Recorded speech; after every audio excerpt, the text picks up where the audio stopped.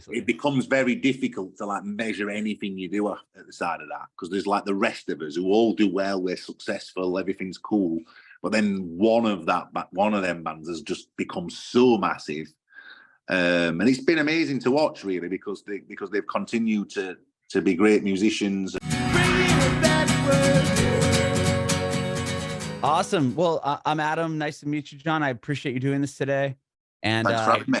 of course, this is about you and your journey in music. And I love the 21-year-old self song. It's incredible. Thank you very much indeed. Yeah, it was a bit of a emotional one. First time I've ever wrote a song and cried, actually, which is a bit of a weird one for me. Like I've never had that reaction to a song before. But yeah, love it, mate. It's been received really well. Yeah, and I love the project you have going along with it, with people writing their own letters to their 21-year-old stuff. I think that's such a cool concept. Yeah, I think like it's a concept which I guess applies to everyone. Even my little boy wrote a letter to himself when he's in the future, 21, and he's like, "Dear Reggie, don't be mardy, don't drink too much, and keep doing your art. Love from Reggie, age 5." So it's it's something that anyone can do. And we had kind of bit of a social art project. Obviously, we had letters from like crazy people. Brian Eno wrote us a letter. Sporty Spice, like mental people, That's so wow. That's so awesome, though. I mean, I was thinking, because I've heard people doing that kind of in the reverse, like you were just saying, like you're 5 and you write it to yourself at 21, like kind of your future self, but never kind of the opposite direction. Yeah, and I guess obviously the reason, obviously, I spoke about the emotional side of it, but you think of things I guess you tend to dwell on the mistakes more, right? Or the things you regret, maybe, or wish I never said that to them, or that kind of thing. But in some way, it became like also like instructional. So like there's things in there like be kinder to yourself. Yeah. Know your worth, sort of affirmations, things that, maybe at 21, I would have really liked to have heard. Although maybe there's a chance that I would have thought like 41-year-old me was an idiot when I was 21, you know what I mean? There's every chance. Yeah, no. I think it's cool. And lyrically, it, like I said before, it's just such an incredible song. Some of the lines in it are so good, because it's like stuff that I have always heard, like say yes to everything, and you're like, don't say yes to everything. It's like know your worth type deal, instead of just like just say yes to some stupid bullshit thing, even though it possibly could lead to something. But I love your kind of angle on that. I think I also managed to get in imagining the hubris, and I managing to get hubris into a song. I sent it to Noel Gallagher, actually, and he was like, really liked the lyrics. He said, "I'm impressed you've managed to get hubris in a song." So it's a real achievement to get like a word like that in, because it's not a word. I like them songs where like Leonard Cohen's really good at that. Like he'll have like a word that you don't normally hear in a song, and you're like, it sort of makes you go like, whoa, what was that? What did you just say there? You know what I mean? It sort of jars a little bit. But no, I'm pleased with the words on all of this album. I've really sort of gone in on it on the lyrical side on this record. There's a lot of lyrics. Like when like you come to do the label copy for the inlay of the sleeve, and I was like, fucking hell, this is taking me a long time. Like there were a lot of words to get out, Yeah. No, it's super creative. Yeah, hubris. I had to actually Google that one. I'm like, what is? I knew I've heard the word, but I'm like, what? I couldn't remember like really what it meant. But it's so perfect for exactly what you're saying in the lyric, that you just cut down all like the explanation of it, because it's just like, this is it. Yeah, I think especially at that age, when you're in your early 20s, like me, I was full of it. I'm in a band. I think I'm sort of God's gift to mankind. You know what I mean? I really am like full of it. And then you see the sort of, I've been a musician 20 years now. So you see the sort of down as well. My career is a big U-shape, right? In every way. Mm. And the minute when it sort of starts going wrong and bad things happen and all this sort of thing, and the wheels come off, you kind of, you think, yeah, that's what it were. It was hubris, because I guess, yeah. When you're riding high, you don't ever think you can have them bad times. Right. It's like, I'm killing it. This is there's no way that this is going to go away, or there's no way that this is going to come crashing down. And like, I don't care who you are, like, even if you're James Brown or like Aretha Franklin or someone, you've had some bad times. You know what I mean? It's not. There's this idea about musicians that we sort of float around on a cloud and everything's amazing all the time, but it's obviously not. You know, it's like there's loads of bad things happen. Yeah. Well, I think it's such a cool song and Oh, awesome amazing! concept. Thanks. And I loved reading the Instagram posts of other people submitting their, letters to their 21-year-old selves. I was like, wow, this is really inspiring. Um, Some of those were very, very evocative and emotional as well. I mean, Rowetta from the Happy Mondays were talking about like being a single mother in a home for women and all this stuff, like really like deep stuff, you know. And then other people's are just really funny. Like my manager wrote one, and he's like, "Dear Matt, you're fucking awesome, and no, you can't borrow 500 quid." Something like that. And that really, you know what I mean? That's funny. Yeah. Well, again, yeah, I love it. I love what you're doing, obviously, and I can't wait to hear about your career. And so so talk to me. You're born and raised in Sheffield. Is that where?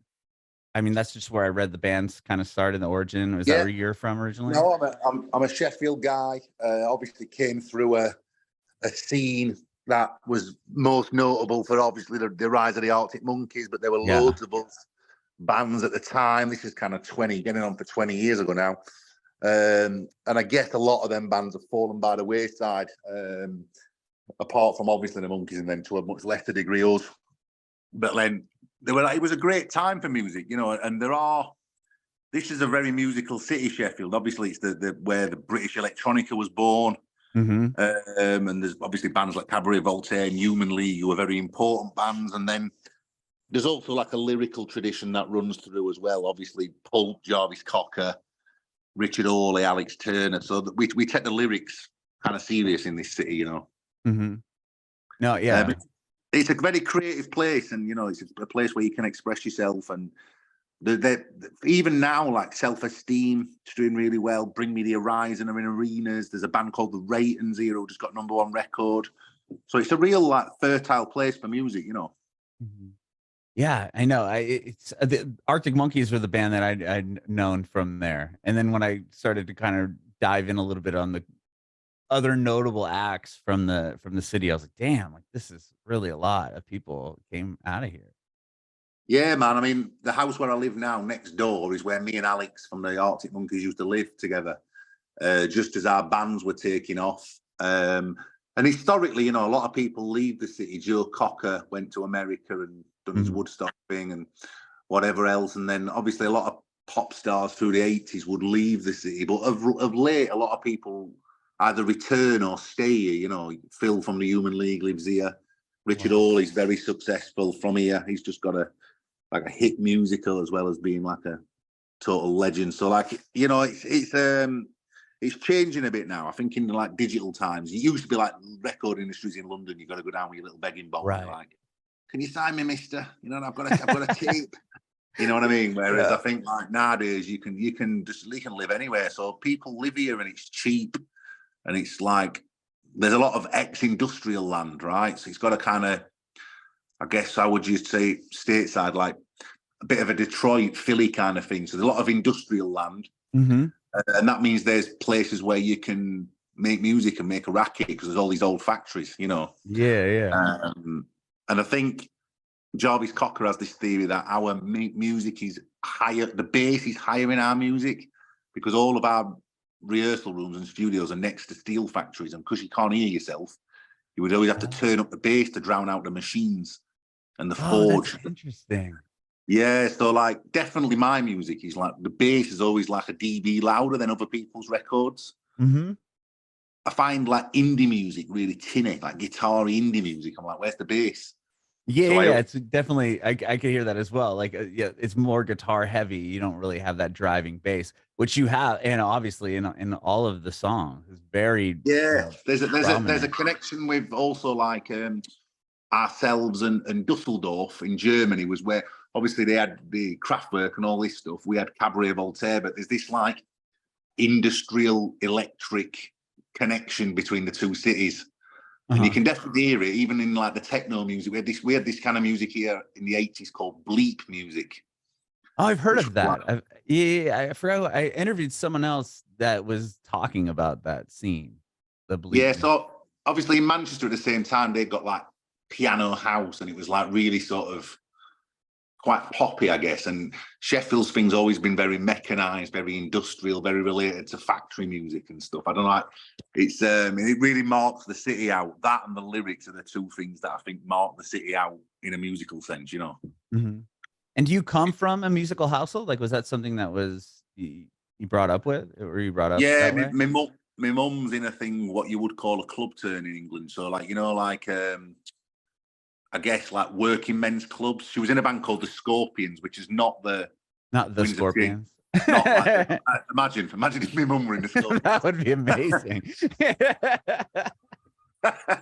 I don't know if I'm totally sidetracking here, but have you heard the podcast called Winds of Change, where they're talking about the Scorpions being a CIA plan, and that the CIA wrote the tune in order to hasten the fall of communism in the Soviet bloc? Really? That's fascinating. Check it out, yeah, I'm going to type it in right now. What's it called? Winds of Change. Winds of Change. And I initially thought that's got to be nonsense. Well, the song, but there's a podcast called Winds of Change. Also, the song's called Winds of Change, but the podcast is called Winds of Changes. Yeah, and there's a real precedent for it. So the CIA were using like Louis Armstrong and inadvertently Nina Simone in Africa during the Cold War to persuade African countries to come over to the Yank side. So it's a mental story, right? Anyway, my mum was in a club band called the Scorpions, no relation.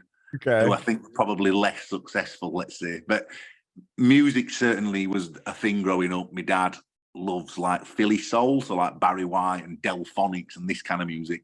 Mm-hmm. So it were always there. And I guess weirdly, come full circle in the title track of the album, Heatwave in the Cold North, is a little bit that. There's a bit of that feeling in there. So yeah, it's funny where you pick up influence from, innit? You know, like things that are right in the peripheral back of your mind somewhere. Mm-hmm. No, yeah, because I can when you said that, thinking back to that song, it does, I can hear that, you know, kind of relation. So I've got a bit of a thing about maybe I'm going to go to Philadelphia. I've had like I don't want to say a hard on, but I've had a musical thing for Philadelphia for a while, and I feel like I need to go there on a bit of a recording homage and just do some stuff, I reckon. Yeah, there's some, I mean, obviously amazing talent. Roots and G Love is from Philly, and like there's a lot of cool sounds that kind of came out of Philly. Are any of the studios open? You know, from that sort of 70s Philly soul period, are any of the studios still there? I don't know. That's a great question. I do not have any idea if that is happening still. Maybe some of the listeners might know, but it'd be nice to go over there, I think, because I don't know if it's because I'm from Sheffield, but I'm always drawn to those cities, you know, those sort of less obvious places that have got that strong musical tradition. Yeah, no, I'm interested now. I'll take a look and see. I don't know. Yeah, let me know. That's interesting. Yeah, it's interesting. So what did you start off playing? Did you play piano at an early age, anything like that, guitar?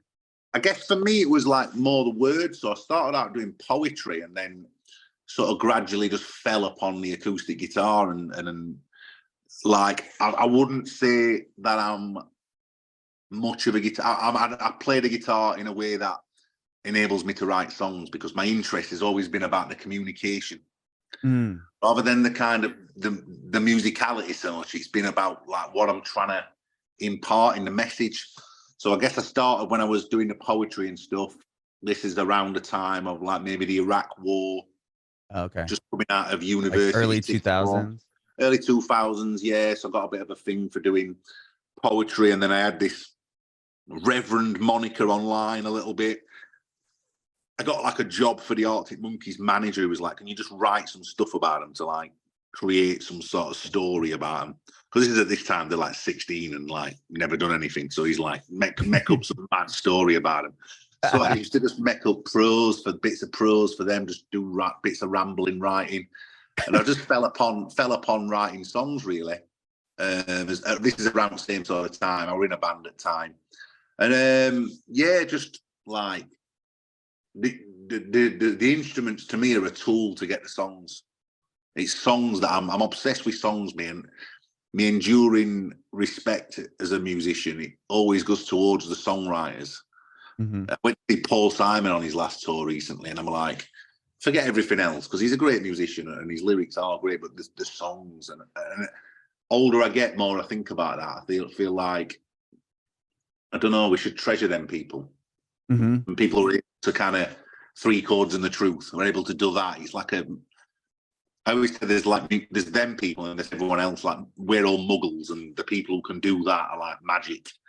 Yeah. Do you know what I mean? No, yeah. I recently moved to Nashville, and seeing that here is so. It's like the amount of songwriters that you'll meet and hear the songs that they wrote, but they're not, obviously the ones performing them, and it's like, oh wow, like it just opened my eyes to the talent that some people have, and they don't even like really recognize for it in like the popularity, sense of the like they're not the one singing it, so no one knows. Oh, that's the song that so and so wrote, but you look at their resume, and it's like insane. Yeah, and I feel like as a songwriter, I mean, I write for other people as well as myself. There's no like, it defies science, because you can quantify music to science on some level. But Right. the song thing, the bringing into existence something that didn't previously exist, it's like some sort of conjuring up some magic in it, and I think that's amazing. Can I ask you a question about Nashville while we're here? Yeah, of course. So I've got this thing that I do. I've got 2 things I do. One, I go off the edge of the stage with my guitar into the crowd after my gigs, and I always have done. And the other thing I do is I do gigs in people's houses. And someone said to me, this tradition, and now weirdly, some young bands have started doing the same thing, and they're all like, "Yeah, we love what John did. We want to do it," which is amazing.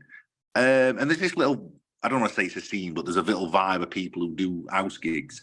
And someone said to me recently that this is a thing that happens in Nashville. I've heard of artists doing that, yeah. Where they'll play a party, right? And like, or they'll play at someone's house for That's so cool. You can like hire them out. I'm trying to think of one that I can think of off the top of my head. I don't know. I remember that being kind of a thing that started in like, especially when the pandemic happened, like artists were going like on Patreon or going on their Instagram and saying like, if you want me to come play, like, that's there really was all cool. those restrictions. Yeah. And then it became like a thing. I wish I could, the band or I forgot his name off the Jonah. He's One Line Drawing was the band. He's done that quite a bit. Okay. I love that, man. I think like, it's funny how people have like come to the same conclusions, even though they're miles apart, right? They end up doing a similar thing. Like, yeah, that's really cool. I love that. You should come play my house. Listen, next time I'm in Nashville, mate, you'll be the first one I knock for. You can even stay. Yeah, no worries. It's a deal. That's awesome. Wow. Okay. I was gonna ask you. Oh yeah, just real quick, just because I'm curious. You said that you wrote kind of stories for the Arctic Monkeys because they were young and they didn't have, there really wasn't a story to tell. Did any of those stories that you wrote kind of like make it to the like Wikipedia style origin story that was to just the folk? Yeah, maybe like certainly my name, because I used to sign it as Reverend. So like that's where that Reverend thing came from. But also like feel like there was something to do with, he's got that line, like a robot from 1984. I feel like yeah. Not that I came up with it, but I feel like maybe I like took it and spun it in some way. Like, close the door, dude. I'm on a podcast. You had a band called 1984 too. Sorry, go ahead. I had a band called 1984. Yeah, so me and the Arctic Monkeys were in a band together called Judansuke, which is a karate move. We were terrible. It's worth pointing out. And then we sort of went off and they did their own thing. I had 1984. And then obviously this became like the Reverend then when I sort of staged a coup and just took over the reins. I just wanted to be like on my own a bit. And eventually I got a band called The Makers, but originally the Reverend was just like me and whoever I wanted to go in the studio with. Okay. And I guess in some ways that's carried on with this band. It's sort of, there's my wife in it and like my old friend from school, but really it's like an open relationship, so I can go and do whatever I want. But yeah, I mean, I guess there's a lot of overlap with us and the Monkeys, because like there's a song on one of their albums I wrote. Alex did a song with me on my album, so there's a bit of crossover there, you know. Mm-hmm. Yeah, because, and you live together, right? I mean, you played in the band. I mean, obviously, growing up together, that's gonna happen. I mean, yeah. So it's obviously Sheffield's like we say here, if you kick one man, then everybody limps. Do you know what I like that. like Yeah, a kind of I guess how would you describe it? Like a sort of they call it the biggest village in the world. I mean, you might say it's an incestuous place, but it tends to be, especially in the musical community. This is maybe similar to Nashville. People know each other, right? You're all in some way intertwined, and such used to play in that band, and they used to play with them. And it's a little bit kind of like we've all got six fingers, you know what I'm saying? yeah. No, and that's great. I love and I feel like bands. That's how people continue successful, or they're getting, you're getting overlap fan bases and stuff like that. I mean, it's like even with podcasts, other podcasters have people on theirs and it's kind of like you're sharing a pool of people. Just that collaboration is awesome. I mean, what sort of is the difference, I guess, is that they went on to become like the biggest band anyway, right? Oh yeah, they're massive, obviously. It becomes very difficult to like measure anything you do at the side of that, because there's like the rest of us who all do well, we're successful, everything's cool, but then one of them bands has just become so massive, and it's been amazing to watch, really, because they've continued to be great musicians and whatever else. And there's a bunch of bands like also from this city, like Bring Me the Horizon are getting like ridiculously big huge now. Yeah, I didn't realize that they're from there until I was kind of researching the city. Yeah, like, and obviously Self-Esteem, I don't know how she's doing stateside, but certainly in the UK she's getting real big.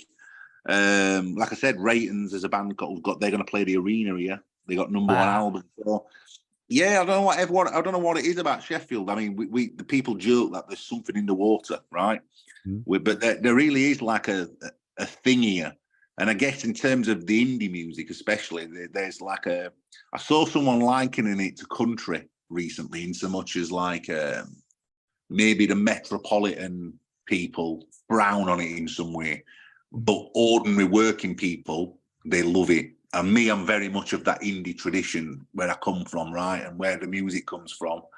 And it's people love it. They love it. It's like the biggest form of music. People just, they love it. It speaks to them in a way that I guess other forms of music doesn't, and it's great. I love it. Long may it continue.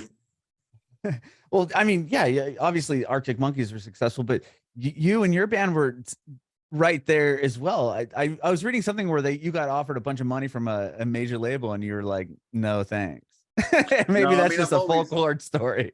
I've always done things very much on my own terms. There's a real kind of political belief system. I'm obviously known for my association with Jeremy Corbyn in the UK, which is like, for people who don't know the UK political scene, he's like the kind of Bernie guy, right? He's like the Bernie Sanders. Oh, okay, sure.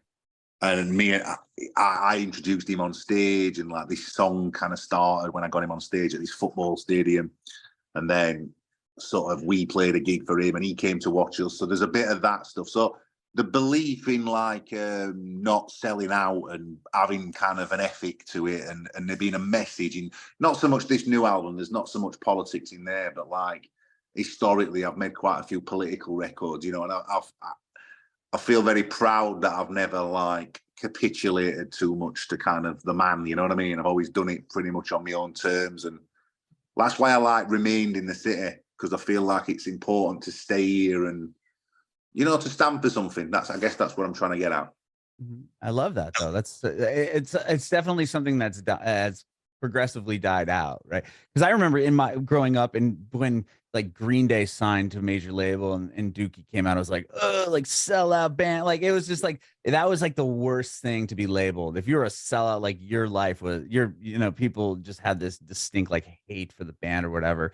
Although 90% of people that weren't in the scene didn't give a shit, because they're like, oh, this is a great record, whatever. Yeah. Or they hadn't heard of them before. But like now it's people, I feel like kids and everyone just going online trying for that. They want that viral moment. They want that sellout to happen. And it's just such a 180 from, in the mid Yeah, '90s. I think it's that old school sort of being super kind of principled about things, even like doing stuff with brands, you know, like that would have been like an anathema years ago. Like Yeah, oh, I right. never, like no logos, you cover them up. We used to like sellotape our logos up, you know, like stuff like this. Yeah. And then like, you know, years later, people are like, check out my new shoe range. And it's like you say, as times have changed, you know. Equally, I think within that you can have a set of values. There's a bunch of artists, even young artists, you know, you can have your principles and a set of beliefs that, I mean, you don't have to be Fugazi, you know what I mean? You Right. you can be a pop star and still have beliefs, you know what I mean? So I think people do it, and you can do it well, and it's encouraging actually to see young artists coming through, and they're talking about some cool stuff. And I think maybe we need a little bit of that in the world right now, you know. Mhm. No, I completely agree with you. And it's cool to see artists that will do like what you've done and built a career and been able to do this for 20 years and you live a life where, you don't have to answer to someone or wait on putting a song out or doing this or that or the other thing because you just do your thing and you've set it Yeah, up like that. I've had the same manager for for a really long time, which I think helps. There's a consistency there, but also like what's weird now is you're getting like young bands who come through and they play, like I said, they're playing house gigs, which is a thing I've always done. But also like I see them like covering me songs, and Oh, that's even cool. even in interviews, they're like, "Oh, I love John," and I'm like, "When did I get to be this guy?" Like I'm in my head, I'm like, well, "Fucking hell, this is like." And equally, I think of like the way my music. I don't want to say heroes because I don't think I'm their hero, but you know, people I've looked up to musically, let's say, the vast majority of them have been very good to me, and so in that way, I think we're in a tradition here. Going back to that magic and muggles thing, we're magicians, right? So we have to take that baton and pass it on, and use it in a responsible way, and encourage. Because a lot of musicians, they want to pull the ladder up behind them. They want to everything that comes after them's shit. Dismiss everything. They like they Right. invented the wheel or something, right? And it's like, come on, man. Once you were that kid who's, because this goes back to that 21-year-old self thing where we started, really. Mhm. Once I was that 21-year-old kid, I'm looking up to whoever, wanting to start, wanting to be a music guy, all that stuff.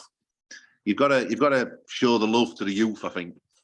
Yeah, I love that, pull the ladder up from behind you because that's so true, like, especially when you're first going, it's like, "No, I don't want anyone else to, basically knock me off the where I'm at, so I'm gonna Yeah, make sure that you have no opportunity to do it," or yeah, if awful. somebody asks you for advice or something, you're not gonna give them the straight answer because it's like, "Well, what if they contact the person that I just talked about, and then I get, pushed off to the, sidelines or whatever." Well, as you get older, you realise the strength in unity, right? The strength Mhm. in having a shared purpose with other people. The strength in looking like you're part of a wider thing. Because if you just try and do everything on your own in isolation, it becomes a very lonely thing. It's like climbing a mountain on your own, and you turn around to like say what a lovely view, and there's no one else there. So you might, that thing about if a tree falls in the wood, right? Yeah. What's the point? If everyone thinks you're a dickhead, what's the point in being a superstar? Do you know what Right. I No. mean? Yeah, yeah, yeah. I love that. Yeah.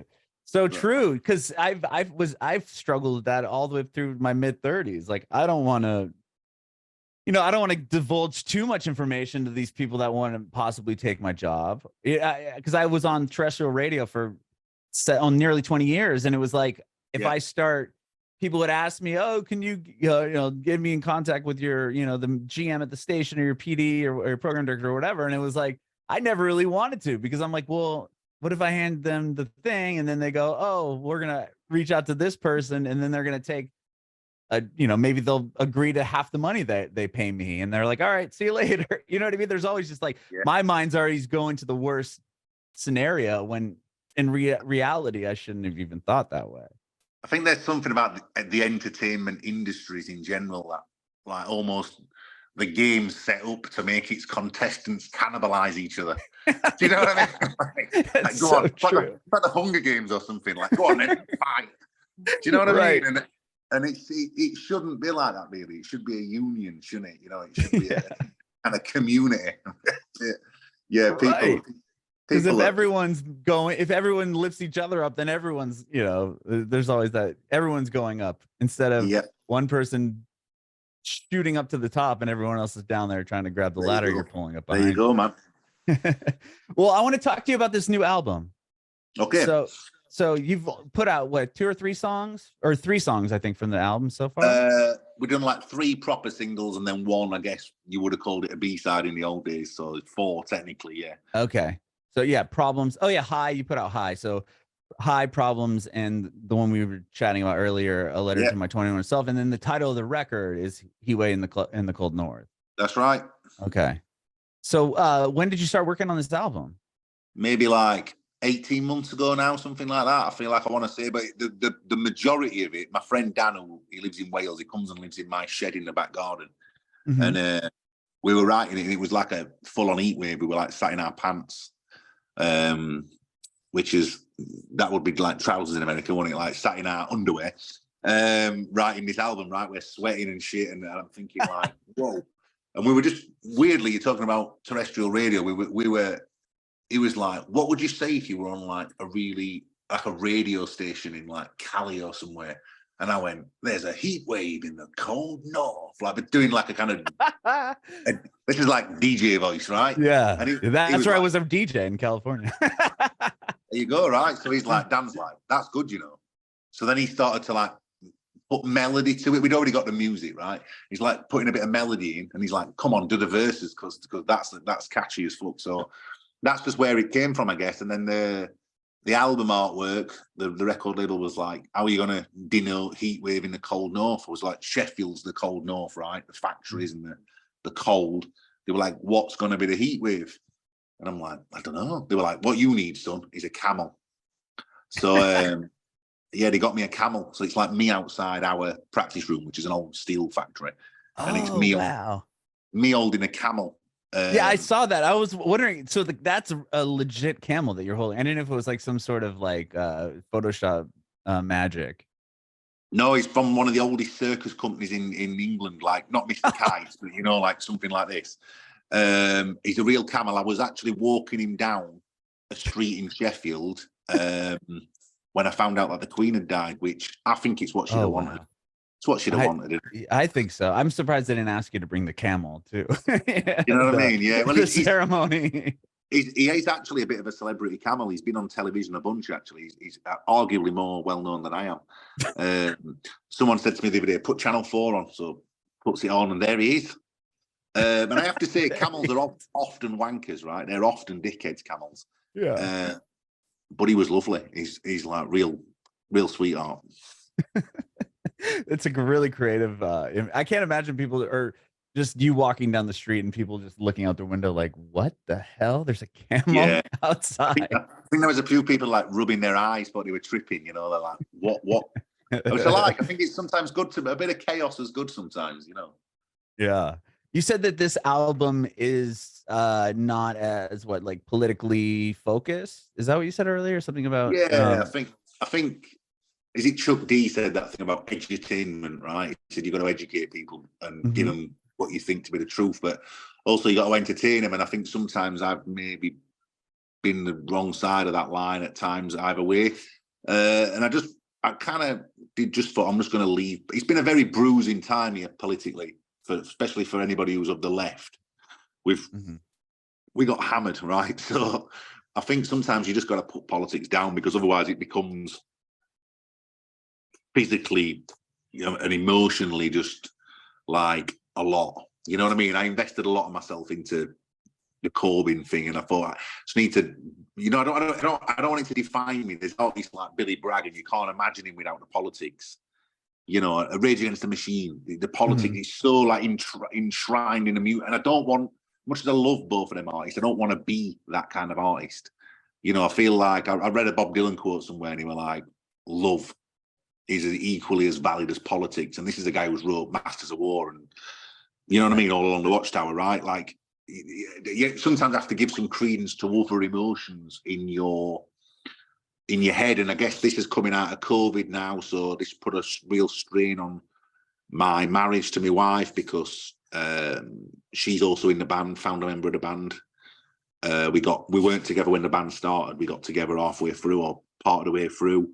COVID put a real strain on the marriage. We're good as gold now, but was difficult. So there's a lot of them kind of themes, you know, a lot of there's a song called Overthinking, because I have like a generalized anxiety thing that I've had for a long time. So it's me, there's a lot of kind of mental health things where I'm leaning on that. Mm-hmm. And I'm sort of being, I guess, a bit more introspective rather than it being a social commentary thing or a political thing or a hedonistic thing. I'm kind of turned the lens inward a bit on this album. And I think it's good for it. You know, I don't believe in making the same record twice. You should always move, right? Wherever you're at that time. It's like a little snapshot of where you are in your life. And right now, that's where it is, I think. Was there like a song that you wrote or kind of a moment that you realized that you're kind of doing that as far as like writing more introspective and doing kind of more of a self-reflection while you were writing these songs, that you're like, oh, wow, there's kind of more of a theme here than I anticipated? Yeah, there's one called You Don't Love Me, and it's like, I guess it's a moment of, you know, you when kind of row with your partner, you argue with your partner, and then you go away and you're a bit bruised by some stuff they've said or that you've said to each other. Mm-hmm. And you have that like, do you even love me? And I guess it's one of the like straightest things I've ever done. It's like a Paul McCartney, like even Adele, it's like piano, vocal. It's really straight. You're like, I don't even want to say MOR, but it's like that, like Elton John or something. Do you know what I'm saying? It's a really straight song. And because I was just doing the words, and like me and Dan had got it up and we got the melody and like he got the chords going on. And it's like really about as raw as it gets, I think, emotionally. And I'm like, whoa, really went there. And I played it to my wife and she was like visibly upset by the song.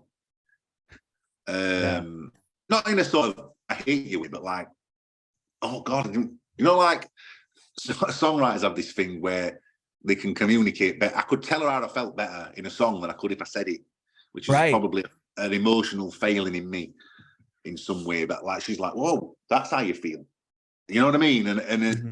It's a weird thing that sometimes you have to, I think that's why a lot of sort of, sorry, just give me 1 second. My lad is my brother's here and there having like a wrestle and they're making like loads of noise. Just 1 second. Oh, no worries. Chris, I'm on a podcast, mate. Tell him to be quiet. Oh, good. Oh, sorry, my littlest one is back now, so they're having like a 3-way fight in a big wrestle match. I think they're like doing a bit of WWE. Oh, I have two myself, and the 7 on Sunday and 15, and they just constantly fighting. You know, the 7-year-old picks fights all the time. That's all it is. It's him just picking a fight with the older one. So I get it. What was I telling you about emotional? Right, when I knew the song for you played it for your wife. Yeah, so there's that one. This one, Overthinking as well. There's like a thing, and I'm like, I have this thing with anxiety where I'll like, especially if it's late at night, and I'm like watching the news, and maybe if I'm stoned or something, and like, you know, like a meteorite could hit the earth. This is one of the lyrics, right? And I'll catastrophize something. So this thing I've watched at like 2 a.m. on the news, by like 3 a.m. I'm like, shit, we're all gonna die. It's a fleeting thing. It's a fleeting thing, right? It's a fleeting thing. Fear, I have like this will induce a panic attack, even though I know, like, because it's sort of in some way unknowable, because I don't know much about astronomy or whatever. I'm like, oh my God. So I wanted to write a song about that, because them things you don't tell people, right? Because they're kind of shameful and not shameful, but you feel they're shameful. You fear people's ridicule if you talk about them. And rather than like put it into a therapy session or something, I'm like, right, I'm going to just write a song about it. And I think music, for a lot of people, certainly for me, it's a cheesy thing to say, right? But it's therapeutic. I feel like if I couldn't do that, I couldn't exercise that part of my brain, and maybe I'd go mad. And a doctor actually once told me, they said, you know, is that part of your brain where you've invented something that didn't previously exist to worry about, is the same part of the brain where the song comes from, because it's the summoning something up out of nowhere and obsessing about it. And a song, that's what a song is. It comes out of nowhere, and then you've got to sort of think of, you've got to I've got to think about this because something's compelling me to think about it. And there it is. And the anxiety is often the same, you know, it's like a fear that becomes sort of manifest almost physically, you know, you almost feel it in your chest. Mm-hmm. It's the same part of your brain, apparently. That's really interesting. I did not know that. I also suffer from, anxiety and all that fun stuff as well. But I didn't realize if you think about it though, that's so true because you're creating something out of nothing. Yeah. Even like goes back to what you said earlier about music, just the fact in songwriters, the fact that you could go into a room and leave with something that's never been made before, right? Like music, lyrics, and melodies that have never ever been played at 40 minutes prior or whatever, however long it took to write the song. Just wild. I mean, that's why I find AI interesting. Is I did some work with the University of Sheffield and Brian Eno actually, and there's a band called the All Seeing Eye, the guy called Dean down the road who we done this thing with AI music, and we were saying like the real exciting thing about AI is not in the duplicate. There's this thing now called AISIS where they've done Oasis songs as AI, and they've even got no way. Yeah, it's a bit. AISIS. I need to look that up. That's crazy. Check it out, right? But I think the exciting thing about AI is in the possibility, and this is what's exciting about songwriters or artists or novelists, is in the possibility that you can go in a room one day and come up with something completely new that no one's ever seen or heard before, and it blow everyone's mind. And I guess in a neural network AI sense, you're looking for a happy accident, right? Yeah. You know, it's Donna Summer's guys putting the tune into Marauder's machine and techno being born. You're looking for that eureka moment, right? And I think that's what makes songwriters, for me, so exciting as people, and why I'm obsessed with songs is that thing of like, you hear like, I talked about Paul Simon earlier, but if you heard The Sound of Silence, the fact that like a fella just went in a room one day with a guitar, sat down, and that's what happened is it's like a miracle. It's wild. If you think, some of the biggest songs on the planet, and you're like, somebody literally went in and created that, and no one had ever heard it. They wrote this thing, put it on a record, and then it is what it is. Like sound. But you know that thing about McCartney when he wrote Yesterday, and he's like convinced, he's dreamt it, and he woke up, he's like, right, I've got to go to guitar or piano, whatever it were, guitar, I think. After pick guitar up, and it just fell out like as long as and he was convinced it was someone else's song. Like it's like it came too easily, like it just happened. Like I've had that with certain songs. There's certain songs on this album when I've just, once we got the word, once I get one word, the song's just, and it's like McCartney apparently was like playing it to everyone, and he's like, "Have you ever heard this before? Because like it's got to be someone else's song, hasn't it?" And they're all like, he thought he stole it from someone else. Because I'm not religious, so I don't want to say it's descended from some higher, but there is a bit of that in you communing with some sort of higher forces, aren't you, at that point, McCartney? Like, how the fuck did you do it? Yeah, right. Yeah. And well, yeah, I've never heard that story about Yesterday. That's really interesting. Yeah, it's true, apparently. Wow. I did meet him once, but I didn't think to ask him. I would die happy if I ever met him. I have actually peed next to him, and I was like, no way. Well, we did this gig for Damon Albarn, right? And like he came and like jammed with us. It were amazing, and he were really cool. He were really nice to talk to, and like you wouldn't think he were Paul McCartney. Anyway, went in toilet, and he were already in there. And we're like stood at urinal, and like I'm like, shall I look? It's like a Beatles dick, man. What's like? I'm like, nah, I can't look, man. So I'm just like. I felt like I was pissing for like 200 years though, because I had McCartney next to me. I'm like, oh my God, I'm having a piss next to Paul McCartney, man. Oh my God, that's so funny. Yeah, we've been all here, man, haven't we? Beatles dick. Oh, that is too funny. Well, thank you so much for your time today, John. This has been so much fun. I've enjoyed talking to you, man. And do you have a date on the album release? Yeah, it's the 28th of April in the UK. I mean, we don't really do so well in the States, but I would love to get over there and do some do some shows over there because I think people might like it, you know. Oh, it's all yeah, they would love it. Yeah, I love the songs that you have out now.